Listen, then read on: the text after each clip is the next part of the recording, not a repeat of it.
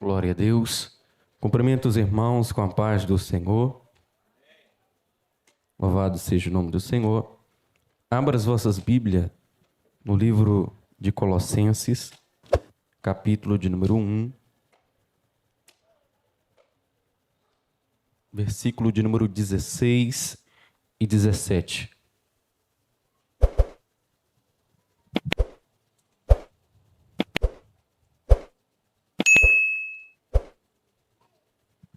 Os irmãos que encontraram, digam amém. Fica na carta de Paulo, Colossenses, capítulo 1, versículo 16 e 17.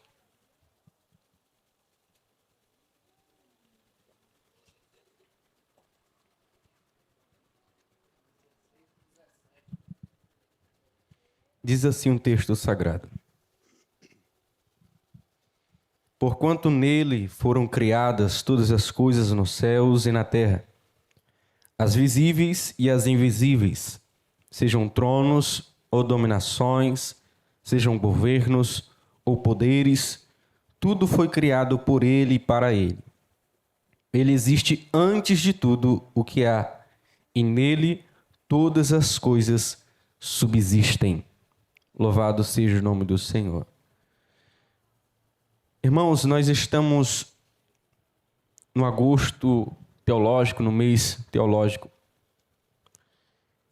E me foi subordinado ao tema sobre os anjos, que é chamado de angelologia, que é a doutrina que estuda os anjos. É um tratado acerca dos anjos, é um estudo, uma doutrina sobre os anjos. Embora ela seja um estudo difícil, cativante, ela é também um dos mais difíceis da teologia sistemática. Mas quando olhamos para a Bíblia Sagrada, há inúmeros relatos bíblicos sobre eles.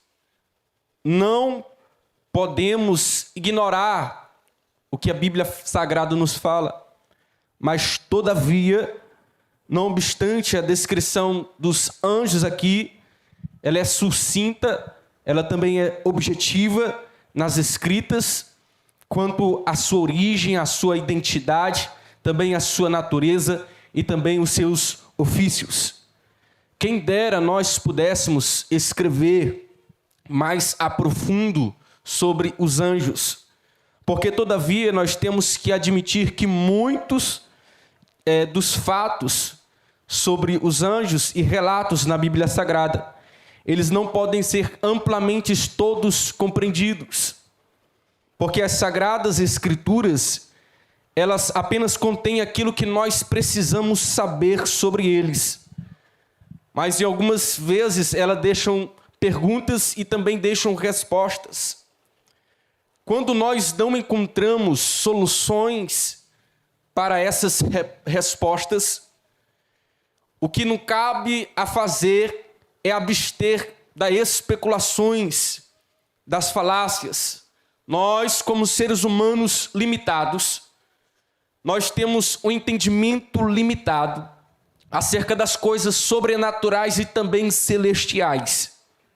Nenhum cientista jamais vai ganhar o prêmio Nobel pelas pesquisas feitas no âmbito dos anjos.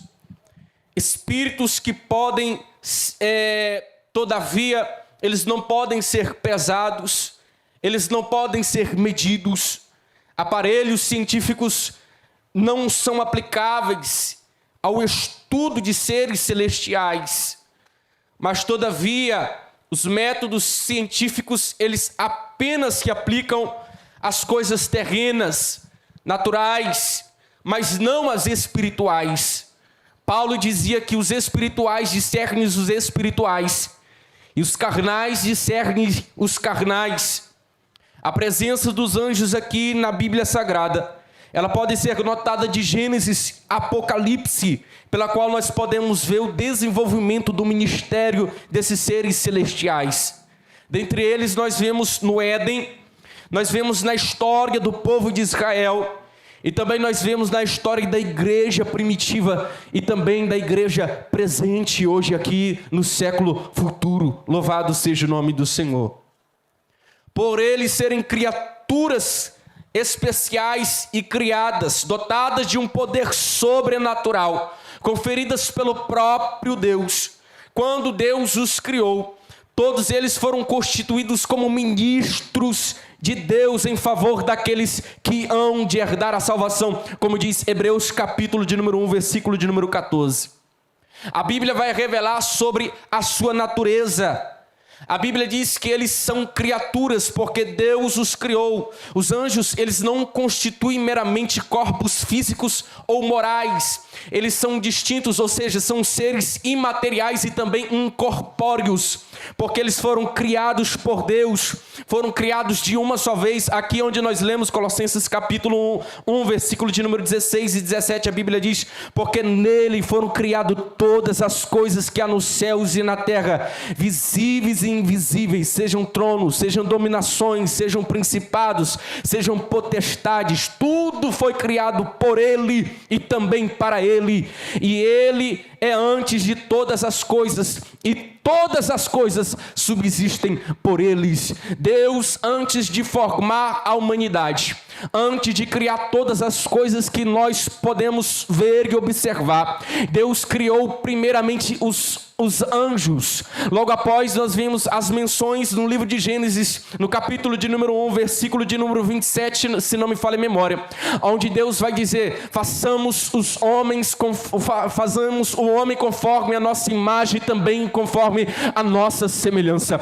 Aqui nós vemos a menção e nós vemos também a presença dos anjos ali presente na criação da humanidade e também do homem. Deus criou todos os anjos. Esses anjos, eles são como os espíritos imortais, eles são santos, são excelentes no conhecimento, são grandes em poder para executar os mandamentos e também o desenvolvimento do louvor e a adoração ao nome do Senhor. Todavia, eles também são sujeitos à mudança. Nós podemos observar no momento da queda de Satanás, que nós podemos observar que ele teve a escolha, a mudança de se desviar para o mal, mas todavia Deus o criou para serem santos, para serem criaturas suas. Louvado seja o nome do Senhor. Como sendo seres espirituais, a Bíblia fala que eles são incorpóreos, eles não estão limitados a condições físicas como nós, materiais, mas eles possuem capacidade de aparecer e desaparecer rapidamente, em um momento só, além de qualquer movimentação muito mais rápida, como Daniel vai descrever no capítulo de número 9, versículo de número 21. A Bíblia vai dizer que eles também podem possuir, aleluia, uma forma humana, como vemos em Gênesis capítulo 18, versículo de número 1 até o versículo de número 8, onde nós vemos o próprio Senhor de uma forma teofânica aparecer para Abraão. E a Bíblia diz que Abraão corre até Sara, pede para Sara preparar um alimento, corre, manda os seus funcionários trazer alimentação para eles, e eles se assentam, e a Bíblia diz que eles comem junto. Louvado seja o nome do Senhor. Então a Bíblia vai dizer, como incorpóreos, os anjos são descritos como sendo espirituais. Isso está claro em Efésios capítulo de número 6, versículo de número 12, pela qual a Bíblia vai dizer: porque não temos que lutar contra a carne e o sangue, mas sim contra os principados, contra as potestades, contra as hostes malignas da maldade, príncipe das trevas deste século, como as hostes espirituais da maldade nos lugares celestiais. Quando olhamos para Lucas capítulo de número 24, nós podemos observar no versículo de número 39 que Jesus afirma dizendo que ele, pois são espíritos e eles não possuem carne, também nem meramente ossos, são espirituais. A sua natureza veio de Deus, por isso eles são espirituais. espirituais. Por não terem corpos, os anjos não possuem almas. Precisamente porque os anjos não são almas, mas eles são espíritos. Aleluia, louvado seja o nome do Senhor. Eles não possuem a mesma riqueza que o homem, cuja alma, ele é o ponto da união que se encontra o espírito e também a natureza, porque o homem possui de uma matéria diferente, porque o homem foi criado de corpo, alma e espírito. A Bíblia diz também que os anjos são imortais, como nós vemos, como espíritos, eles são puros, imateriais e também incorpóreos. Os anjos não estão sujeitos à morte. Em Lucas capítulo de número 20, versículo de número 35 e 36, em uma resposta ao Sábado dos Seus, Jesus vai dizer: mas os que forem havidos por dignos de alcançar o mundo vindouro e a ressurreição dentre os mortos, nem hão de casar, nem de ser, aleluia, dado em casamento, porque já não podem mais morrer, pois são iguais aos anjos e são filhos de Deus, sendo filhos da ressurreição. Louvado seja o nome do Senhor. A Bíblia também vai destacar que eles são numerosos. Por eles serem numerosos, a Bíblia ela ensina que o número desses anjos, eles são muito grandes, e por eles ser grandes, consequentemente, não é possível determinar a quantidade exata de quantos anjos foram criados.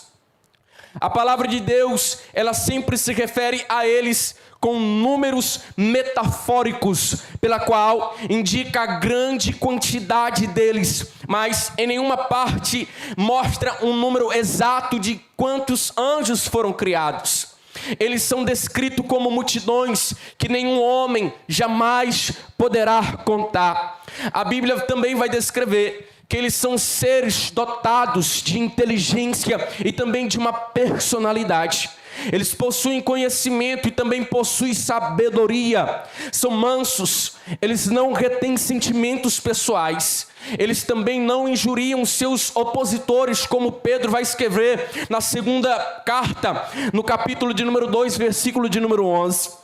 Eles são referentes às atividades mais elevadas da execução, que é a adoração a Deus. Eles também são santos, são imaculados, apesar da sua refinada inteligência. Os anjos, eles não possuem, aleluia, uma faculdade, um atributo que é exclusivamente de Deus, que é a sua onisciência. Eles não conhecem os pensamentos e nem o coração do homem. Por isso, eles não podem atribuir a esse poder, porque é dado e é próprio e exclusivo de Deus, como disse o profeta Jeremias, no capítulo de número 17, versículo de número 9 e versículo de número 10, que diz: enganoso é o coração, mais do que todas as coisas, e também perverso. Louvado seja o nome do Senhor. Quem o conhece? Jeremias pergunta. Aí Deus vai dizer: eu, o Senhor, esquadrilhinho o coração e também o pensamento do ser humano. Louvado seja o nome do Senhor. Quando olhamos para a revelação da Bíblia Sagrada, nós vemos também algumas categorias de anjos, ou seja, são algumas a divisão entre os anjos, das suas autoridades, das atividades que eles vão sendo desenvolvidas como seres angelicais. Colossenses capítulo 1, versículo 16, vai mostrar meramente essa lista, mas a Bíblia em geral, ela parece sugerir que entre os anjos existem aqueles que detêm mais glória pela autoridade e atividade que Deus dá a eles. Dentre os mais vão se destacando. Temos aqueles que são todos simplesmente anjos, que pelo dever próprio que eles vão exercendo, a existência de diferentes classes sugeridas que a Bíblia vai apresentar pela hierarquia entre anjos, serafins, arcanjos, querubins e etc. Podemos observar que pelos anjos, quando a Bíblia Sagrada vai falar sobre eles, ela vai se referindo como principados, Efésios capítulo 3, versículo 10. Também como potestades, Colossenses capítulo 2, versículo de número 10. Ele também apresenta como tronos, Colossenses capítulo 1, versículo 16. E também domínios, Efésios capítulo 1, versículo de número 21.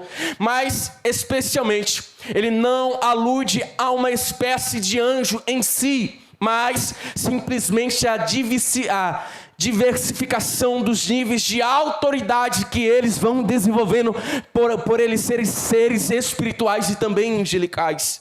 Os anjos, eles não são seres de os anjos são seres de várias ordens. Por eles serem de várias ordens, meramente, eles não são de nenhuma raça, mas sim seres espirituais. São uma companhia, um exército do Senhor. Todavia, o que importa é que esclarecidamente, o que a Bíblia vai revelar sobre os anjos, é que eles não constituem raça, mas sim que eles atribuem adoração e serviço a Deus. Louvado seja o nome do Senhor. A Bíblia Sagrada somente menciona especificamente o nome de 3 anjos. Dentre eles é mencionado Gabriel, o outro é chamado de Miguel e o outro é chamado de Lúcifer. Todavia a gente não vai encontrar a expressão Lúcifer na Bíblia Sagrada. Este último com a reserva de que causou a queda ao pecado e elevou a 1/3 dos anjos. Tornou-se então Satanás. Sobre ele nós vamos abordar quando tratarmos da demonologia. Louvado seja o nome do Senhor. A palavra de Deus em nenhum lugar, ela vai mencionar que Gabriel, ele é um arcanjo.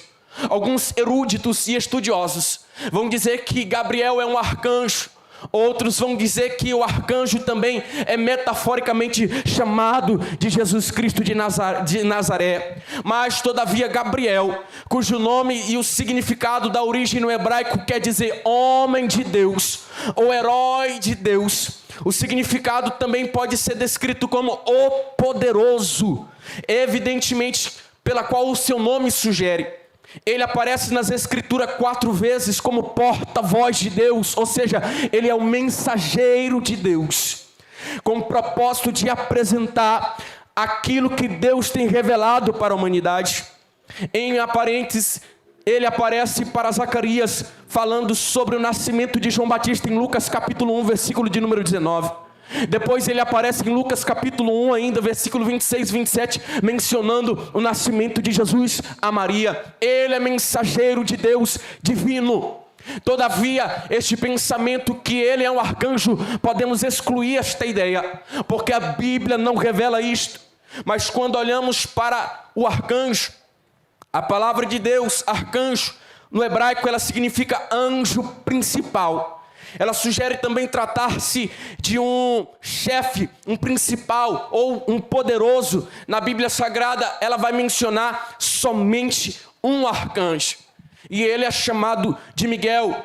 Em 1 Tessalonicenses capítulo 4, versículo de número 16, a Bíblia vai dizer: e o mesmo Senhor descerá do céu com alarido, com voz de arcanjo e com a trombeta de Deus. A expressão com voz de arcanjo, quando olhamos para essa expressão arcanjo, nós vemos a menção do arcanjo Miguel, que uma só voz vai clamar com os anjos, na mesma linhagem, no mesmo sentido, quando o Senhor chamar os mortos e todos os filhos de Deus que irão para o arrebatamento.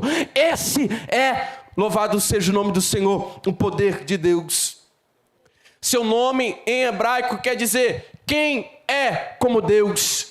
Talvez ele vai trazer uma resposta para Lúcifer, cujo coração se elevou pela sua iniquidade, pela sua soberba, dizendo: sereis semelhante ao Altíssimo, como diz Isaías capítulo 14, versículo de número 14.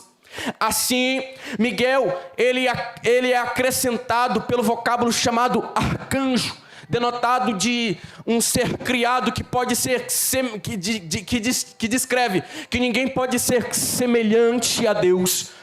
Ser semelhante a Deus. O fato da Bíblia Sagrada mencionar somente um arcanjo É prova de que a doutrina babilônica ou persa, ela é enganosa, como ela afirma com alguns estudiosos e eruditos que dizem que encontram 7 arcanjos na Bíblia Sagrada. Mas, meramente, esses 7 arcanjos são encontrados no livro apócrifo chamado de livro de Enoque. O livro apócrifo de Enoque, ele menciona o nome de 7 arcanjos. Entre eles é chamado Uriel, Rafael, Raquel, Sarael, Miguel, Gabriel e também Remiel.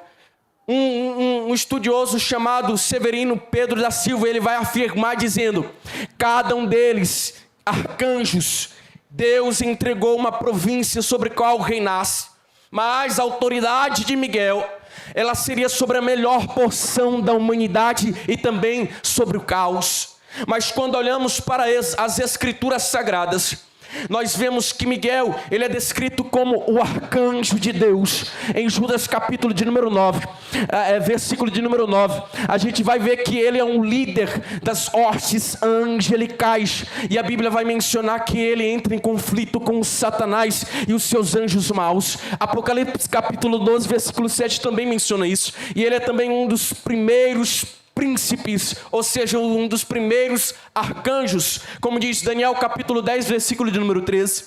Ele também é chamado e descrito como defensor dos filhos do povo, Daniel capítulo 12, versículo de número 1. Mas também, após os arcanjos, nós vemos a menção dos querubins. Os querubins, quando a Bíblia menciona os querubins, a origem do hebraico, que é chamado de querub, cujo significado é guardar, cobrir. Os querubins estão diretamente ligados à santidade de Deus e à sua adoração a Ele. Em Ezequiel, no capítulo de número 9, versículo 3, nós vemos essa menção.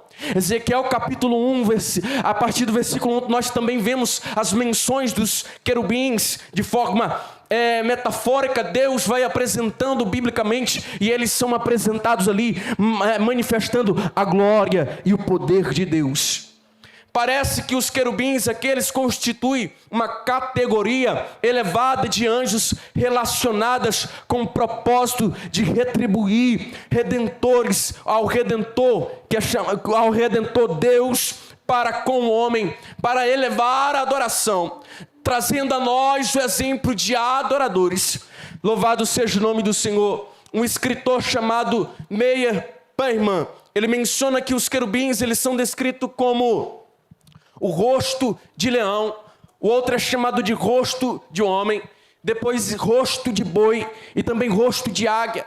Nós vemos essa menção em Ezequiel no capítulo de número 1, mas quando ele faz essa afirmação, que ele é mencionado com esses rostos, e nós vemos menções na Bíblia Sagrada, isso vai se referir a uma descrição perfeita da criação de Deus. Quando ele sugere que um tem um rosto de leão, ele significa a força de leão.